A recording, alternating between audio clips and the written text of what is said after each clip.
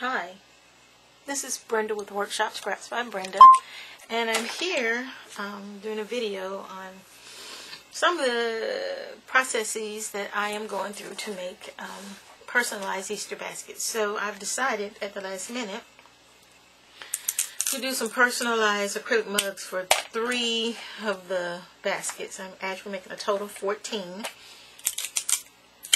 and I usually come up with a design plan before the season, and I don't stick to it. And what I mean by I don't stick to it, I come up with something else, or I learn something else new, or something that'll be really cute, and so that tends to cause me to be a little stressed, because I'm actually supposed to be working on teacher appreciation projects, and Easter is in 5 days. All is well. Alright, so this is, I think it's Oracle. I've got 2 types of vinyl. They're outdoor permanent vinyl, and I have one by GMI and Oracle. And I purchased these vinyls from a, I think it's a sewing place.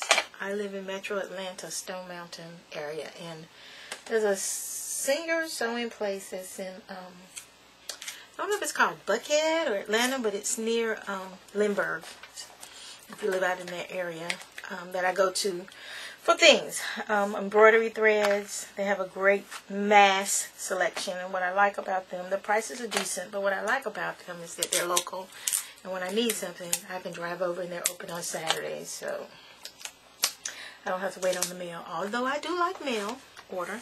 Alright, so I set my screen up as, let me see if I can pull it up. I don't know if I can do both. But I set my screen up to have the Cameo Silhouette to have different size circles in all these places to see how they do. I haven't set the pressure or anything. This is going to be my first cut. I have cut contact paper. I use white contact paper to put the names on the baskets, because it's easier to get and it's easier to cut. And these are just Easter baskets. They're not something that's got to be permanent. So let's see. I'm going to pull up my Silhouette program, see if I can start cutting. And I've watched a lot of YouTube videos, and I have people who say they never change their setting. They keep their blade on one thing and their pressure on one thing, and they never change their setting. That doesn't work for me.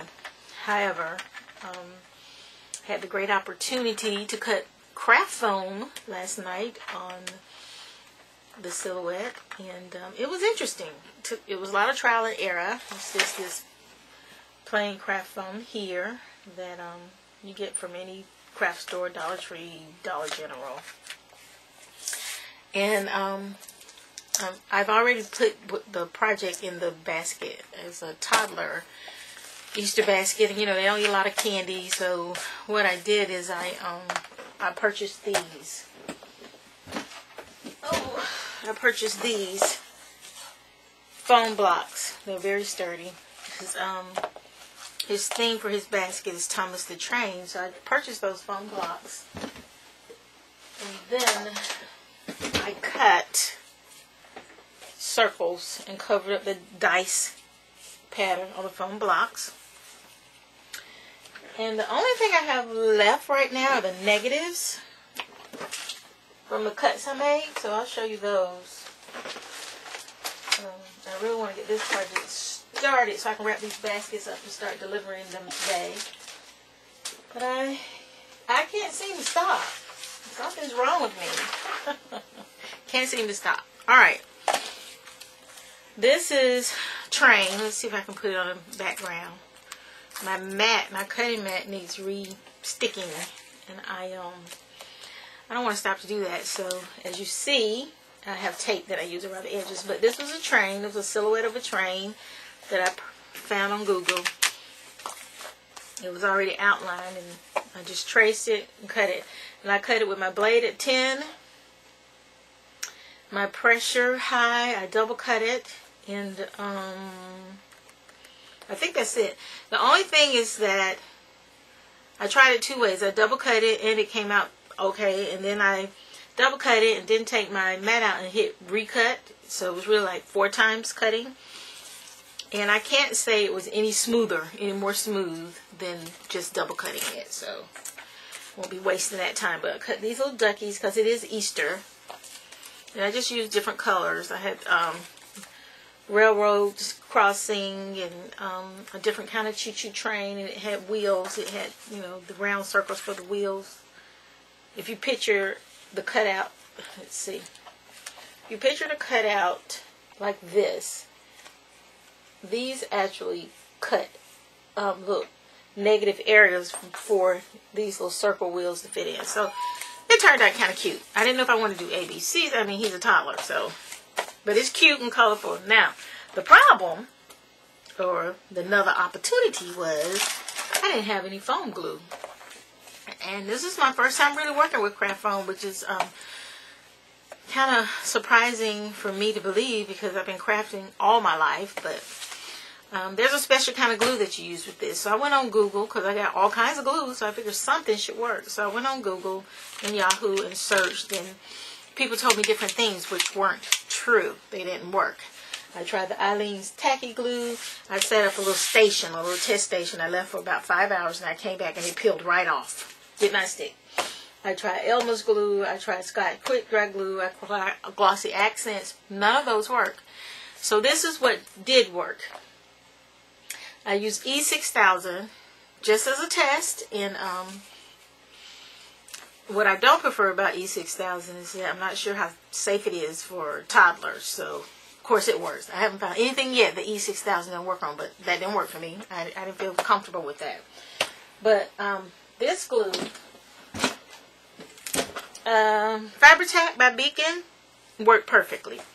You just have to be very careful because it smushes out the edge and gets messy. So I had to do this a couple of times. I don't know if you can see. Let's see. Ooh, do I need more light? Let's see. I don't know. Oops. That's a glare. You can actually... What? I don't understand why it's so dark, but it's messy. And then I use my hot glue gun. Now, the thing with the hot glue gun is I don't have a precision tip. So you have to be very skilled. So what I did was I took a shape. Let's see if I got some extras. I do. Took a shape, and as I spread my hot glue, I put a glob of glue in the middle and put it on the project to stick it. Sticks quick, sticks fast, sticks hard. And then I lifted the edges like so. And then what I did is I put a bead of glue, and then I kind of spread it along the edge to thin it with the tip of the glue gun because it kept it hot. And when you put it down immediately, it sticks perfectly. I couldn't pull it up. I couldn't take it off. So I feel confident that he'll be safe. He won't be swallowing pieces of foam. And so it has like rabbits, and I did a cute little rabbit silhouette, which I can't find it. And trains, and oh, here it is. And here it is. Can you see that? Yeah, I thought that was a cute little rabbit. Easter. So that took me a minute because I had to do all that trial and error, kind of like a test kitchen for craft glue. And I do that quite often with different kind of paints and shimmers or whatever. And then I found this. I don't know what I searched for. I searched for Easter wallpaper. I found that lately when I want something that's high resolution, whether it be a character for a tabletop or whatever, if I search it under high resolution, sometimes I get choices, sometimes I don't. But I find that most of them that are really, really high, 3,000 by 2,000, are wallpaper displays or wallpaper images. So I searched for those. I started searching for those, and I found this. This is an Easter kind of subway art. Let's see, really cute, pastel. Subway art, says Happy Easter and all those things. I did a print and cut, and what I did is I took the design, I copied it just like it was, and put a offset, external offset, and flipped it and made a card out of it. So that's going to be an Easter card. And I have 2 of those. They're going to go on a Barbie Easter basket and a Princess Easter basket. And I was making personalized cards for them, but time is short. Like Minnie Mouse. These are extras. her card was like this, and it opens up, and there's a Minnie Mouse that says Happy Easter to the person. But I don't have time for that, so those are cute. We'll see what we do. So, let's see. I'm going to start my silhouette to cutting. Maybe a little noise in the background. I'm not sure which setting to put it on. I'm going to start with a test cut. That seems to always work out just fine. And while that's running, I'm going to grab one of these character Easter baskets. Oh, and let you see what they look like. So let's unload. I would like to get a kiss cut, and I know it's already too deep for kiss cut, so I've been playing around with the settings, and usually it's defaults to on mine. I'm sure I set something to get it to default, but to 3 and 30. 3 speed and 30 pressure. So I'm going to keep it on the 3 speed, but I'm going to decrease my pressure to 20. I really don't want to cut all these little circles 2 times, so I'm going to say 25. 26, 27. 27. And I'm going to set it to cut.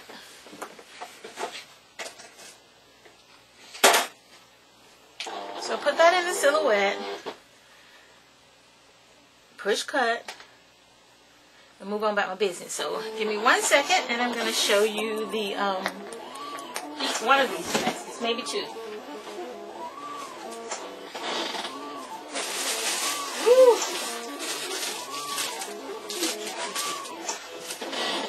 Oh no, I hear that funny noise. That means something's not cutting right. Which is okay. Let me pause it. Pause that. It's too noisy anyway. Alright, this is a frozen basket, and it has, hope that's clear enough, it has the 2 sisters and Olaf, the snowman. And it's full of Easter goodies, of course, candies and grasses and lip glosses and pencils and straws and binders, little notebooks and lollipops and just good stuff. However, I put the name, I don't know if you can see it because I don't want to take it out. I put the name, you can see it a little bit here. That's the white contact paper. I put the name, and they each have one of these little wooden crosses that says Happy Easter. Got those at Hobby Lobby. So I think it's really, really cute. The only thing missing is the personalized mug. And you say, where are you going to fit it? Well, I'm just going to kind of put it in here. That's going to top off the basket. It has like girly things, headbands, and I just think it's kind of cute. I did make a few of these. They were kind of cute. Let's see if you can see them. It's not really, okay.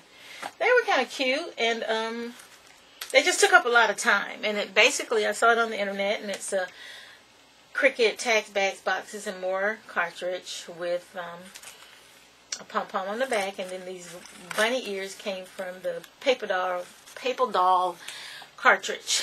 I don't know if it's everyday paper dolls dress up, don't know, but it's one of those. And you put googly eyes, you punch out a heart for the nose and circles, and you draw these on, and all is cute. Now what I'm going to put in them, they're empty. And so as I was going through the baskets, I was noticing that they were empty. So I do have some extra little things, such as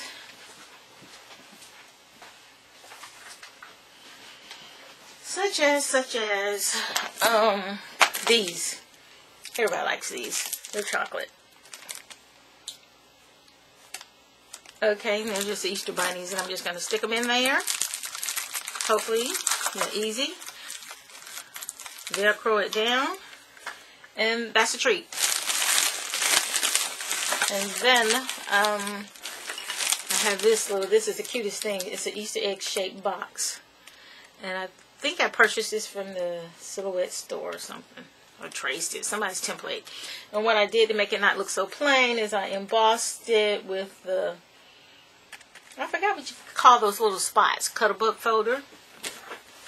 I think it's called, I want to say seeing spots, Swiss dots. Swiss dots. So it makes it cute, and it has a little tag that I used a glitter pen on that says Happy Easter. that I print and cut on the Silhouette, a whole page of them, different colors, and some ribbon. And then what I did in addition to it is I cut a little extra panel for the outside because the box was kind of flimsy. The cardstock is like an open stock cardstock, and I didn't like that it was so thin, and so I cut a strip to match along the edge, and embossed it as well, and that was it. So like it's good. Now I have to get my glass and see if I can cut these dots. And oh, let me tell you a little bit more about the centerpiece. It's two-sided. It's two-sided, and it's actually mounted inside the pail, Easter pail, with on a balloon stick. With you know how you purchase the balloon sticks, and they have that little part that goes on the top of the stick that you put your balloon in. Well, I turned that upside down and mounted it inside the bottom of this pail with E6000, kind of my like number 2 glue, my go-to glue for if I needed to stick. E6000, let it sit up overnight, and then I followed the process for Jill Torres's instructions on her website. I have a hard time saying it. Cricflix. Cricflix, I think. On YouTube, and she's amazing. I just love her stories and how she simply describes things and how she just give you details. But I love playing with the Silhouette. I can't get enough of my Cameo Silhouette. I still love my Cricut. I do. And let me tell you, I was considering, should I sell my Cricut? Should I donate it to the school? Should I, what? Well, my Silhouette went crazy. I'm sure it was me, but it went crazy, and was cutting wild cuts, and I had to do all these tutorials and search for all this information on the Silhouette site and Google and YouTube, and people telling me how they fix theirs, and it just went crazy. And I needed some simple cuts, so I went to my handy dandy Cricut cartridge, my Imagine cartridge, or my Expression. I really have 5 Cricut cartridges. And I don't think I'm buying another one because I really like having the versatility that the Silhouette gives me. But we'll see. But I love having the options. And so when I say my Silhouette went crazy, I turned it off and I just plugged in. I have my craft room set up where everything's just plug in the USB cord, turn on power, and get to working. So I think I'm keeping my Cricuts. I really do. They were my first love, so not getting rid of them. But here's another basket. Oh, let me see if I can show you balloon sticks. I think I'm out. I think.